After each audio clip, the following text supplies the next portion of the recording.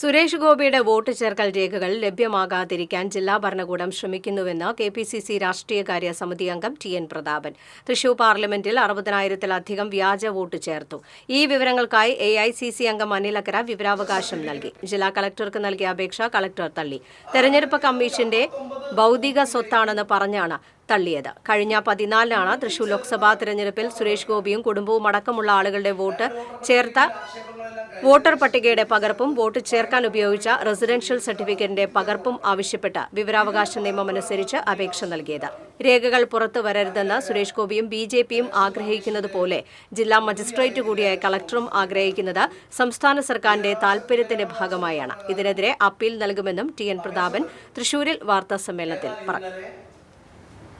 Election കമ്മീഷന്റെ തൃശ്ശൂരിന്റെ പ്രതിനിധി എന്ന് പറയാവുന്ന ജില്ലാ കളക്ടറുടെ ഭാഗത്തുനിന്നും ഔദ്യോഗികമായ വിവരാവകാശ ഓഫീസർ ഞങ്ങൾക്ക് നൽകിയിരിക്കുന്ന കുറിപ്പ് വിവരാവകാശ പ്രകാരം ഇത് നൽകാൻ കഴിയില്ല. ഇത് ഇലക്ഷൻ കമ്മീഷന്റെ ഭൗതിക സ്വത്താണെന്ന് പ്രഖ്യാപിച്ചിരിക്കുകയാണ്.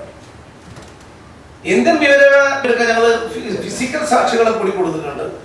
അതേ ബൂത്തിലുള്ള ആളുകളെ സാക്ഷി കൊടുത്തിട്ടുണ്ട്. അവരെ മൊഴി ഉടൻ എടുക്കുമെന്ന് വിശ്വസിക്കുകയാണ്. പോലീസ് എന്താ ചെയ്യുന്നത് ഒരു ഭാഗത്ത് അതുകൂടി ഞങ്ങൾ നോക്കുന്നത്. കാരണം ഇതിനകത്ത് ക്രിമിനൽ കേസിന് വേണ്ടിയിട്ടുള്ള പോലീസ് നടപടികളുടെ സുതാര്യതയും ഞങ്ങൾ സൂക്ഷ്മ നിരീക്ഷണം നടത്തി വരികയാണ്. അതിനിടയിൽ തന്നെയാണ് ഈ രേഖ വോട്ടർ പട്ടികയുടെ കോപ്പി തരാൻ എന്താ ബുദ്ധിമുട്ട്? കൂട്ടിച്ചേർത്ത വോട്ടർ പട്ടികയുടെ കോപ്പി തരാൻ എന്താ ബുദ്ധിമുട്ട്? ആ കോപ്പി തരാനോ ഇലക്ഷൻ ബൂത്തുകളിൽ വിതരണം ചെയ്തതല്ലേ? പോളിംഗ് ഏജന്റുമാർക്കും പിന്നെ സ്ഥാനാർത്ഥികൾക്കും വിതരണം ചെയ്തതല്ലേ? പക്ഷെ ഒഫീഷ്യൽ രേഖയായി കിട്ടാൻ വേണ്ടിയാണ് ഞങ്ങൾ ഇത് വിവരാവകാശ പ്രകാരം കൊടുത്തത്.